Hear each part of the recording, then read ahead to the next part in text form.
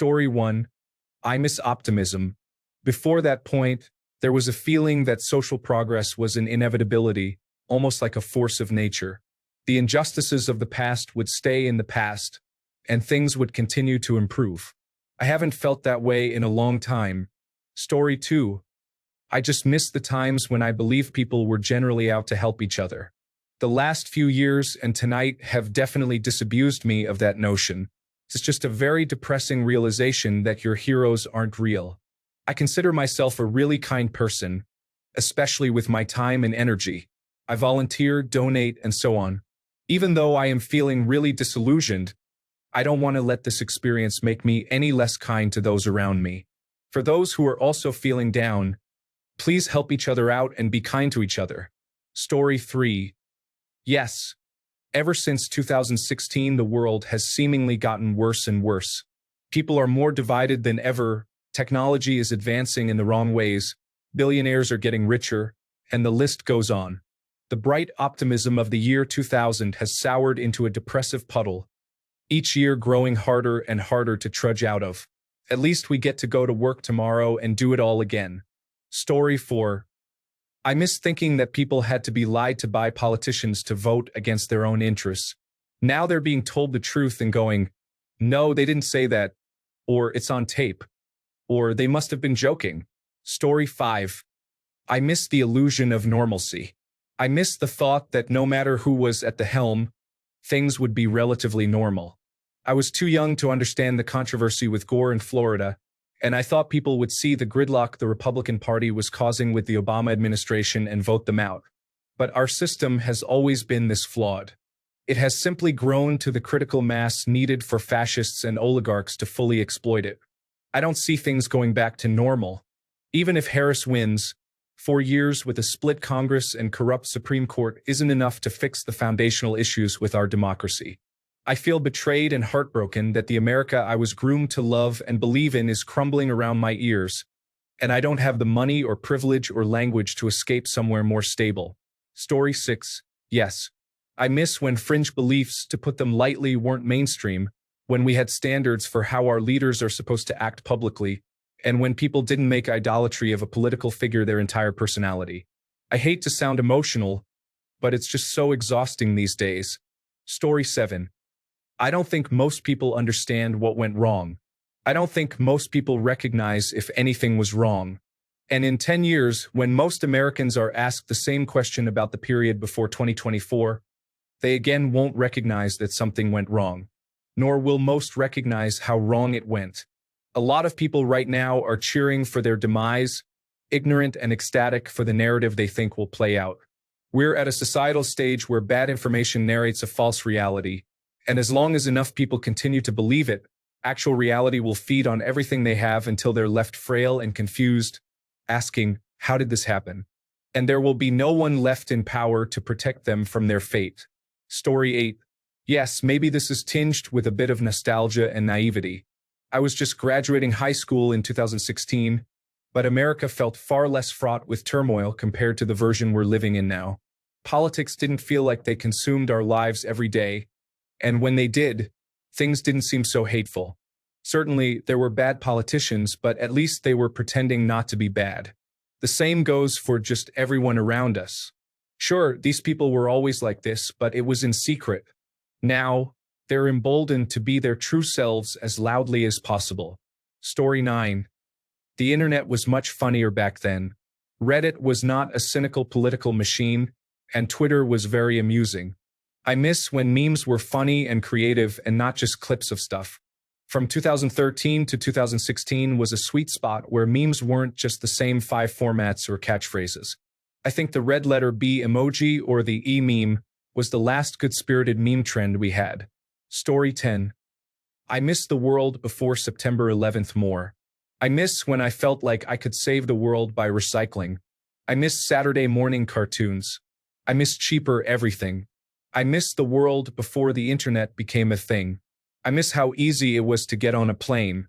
I'm sure there are other things too, but yeah, I definitely miss pre-COVID times though. I really loved going to conventions, and I really can't do that safely anymore. Story 11. The Supreme Court will have a hard right majority for the next 50 years. Yes, of course I do. The country is going to fail. Its institutions can't prevent or remove dictators or unsuitable leaders due to partisanship. Trust in elections has been erased. Trust in government has been erased. Christian nationalism is now dominant. Medical care is unaffordable and will always be. Housing is unaffordable and will always be. Women will continue to die needlessly in states with strict abortion laws. The dumbest among us are the loudest. Story 12. I miss thinking that conservatives were just old-fashioned good old boys who may have some kind of strict ideas but had good hearts. Now I know they are all just dripping with vicious cruelty, or at the very least just apathetic about people other than themselves. I was naive.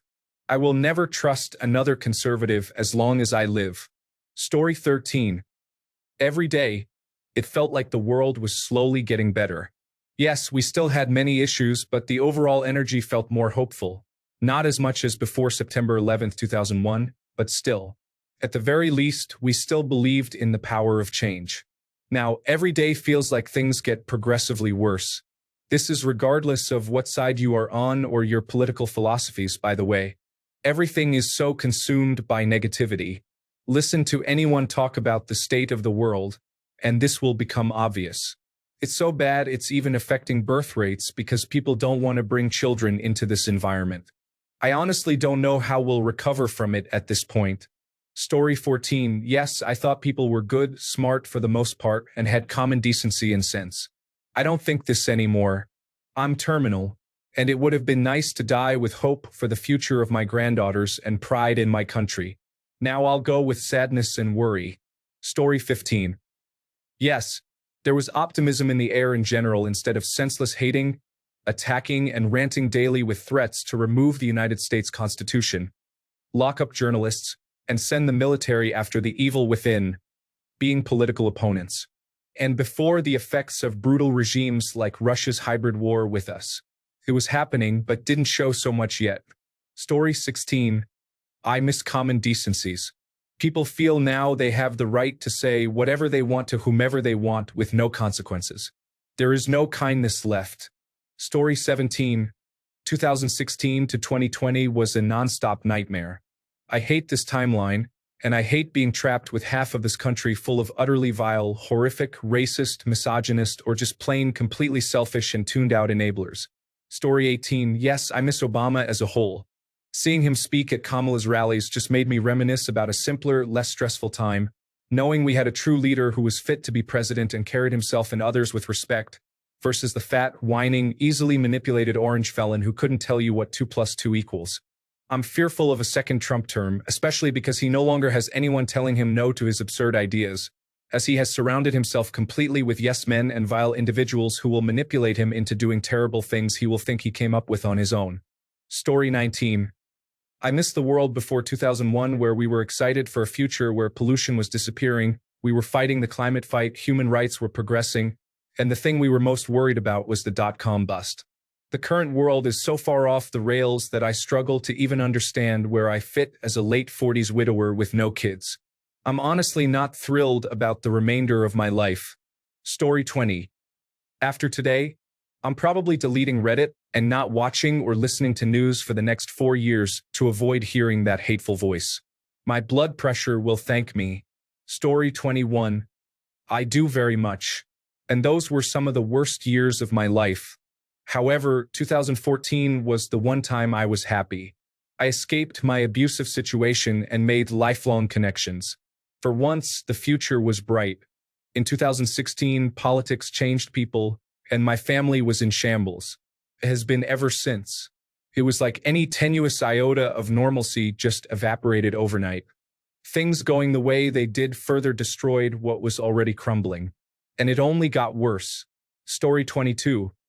I've had so much happen from November 2016 to the second Trump election that I just don't actually care anymore.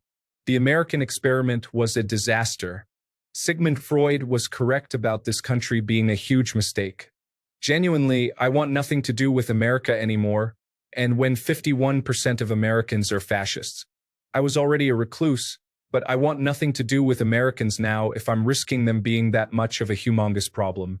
America is a disgrace, and what an unfortunate country this is. Story 23.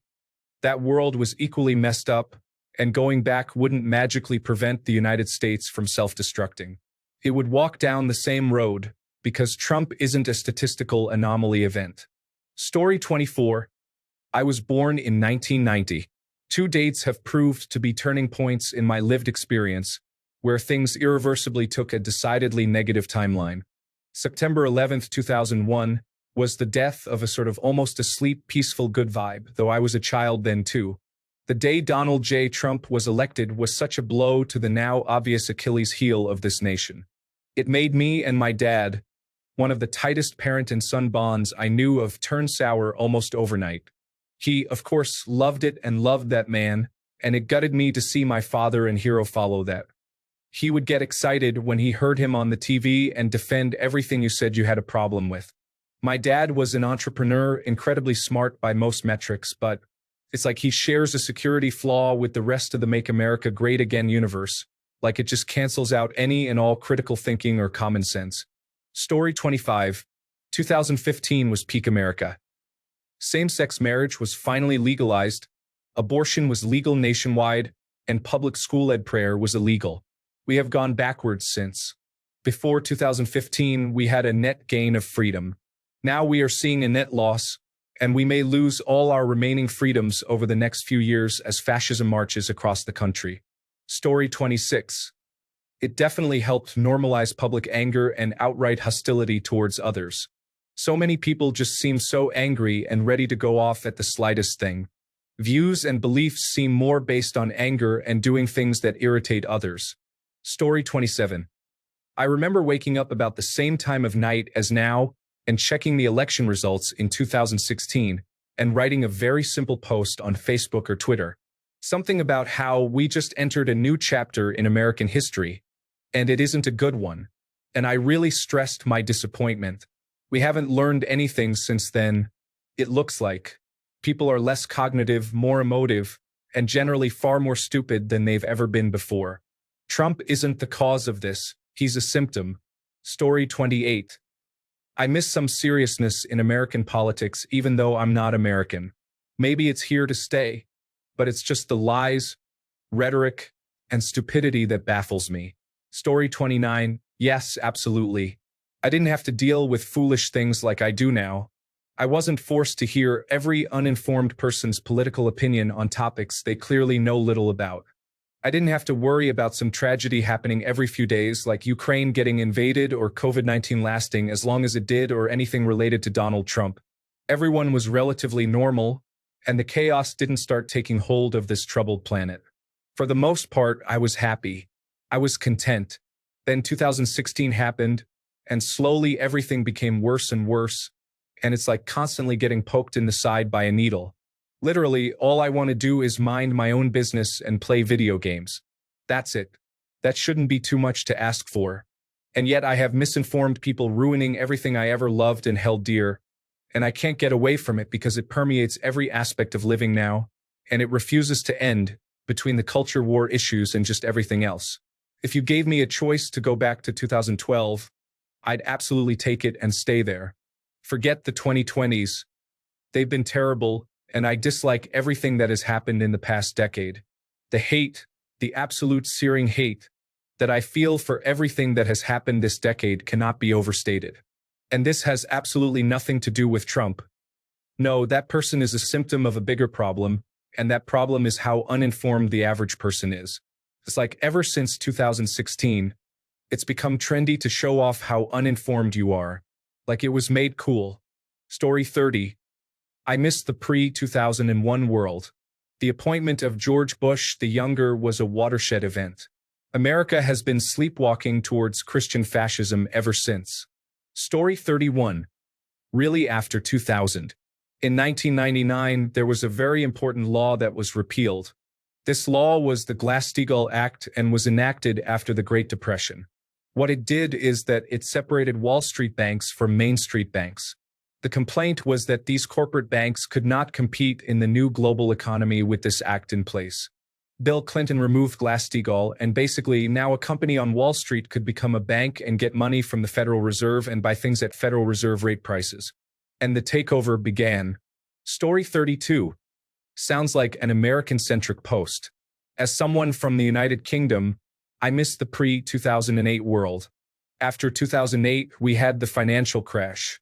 A conservative coalition government was followed by a full majority, which led to 14 years of economic stagnation, pathetic populism, ridiculous political discourse, corruption, and incompetence. We got Brexit, crashed out of the single market for literally no tangible benefit, and by November had to put up with the laughingstock of an inept Trump government making loads of noise from beyond the pond, which poisoned both this website and the news cycle in general. Also, social media wasn't the utter virus that it is today. Pre-2008, things were better. It's when the wheels of capitalism were still on the bus, and we had a reasonable chance to regulate more responsibly. If only we'd collectively work together to pick up those that were left behind rather than seeing them drown in a subprime mortgage nightmare and ignored them, we might not have as many radicalized people blaming Europe for everything. We could have looked at the impact social media has had on our kids, on the impressionable and vulnerable. We could have been quicker to fact-check and shut down fake news and disinformation. We could have protected our data more rather than allow companies like Cambridge Analytica to run roughshod over our elections and let Russia in through the back door. Pre-2008 was much better, not perfect, but much, much better.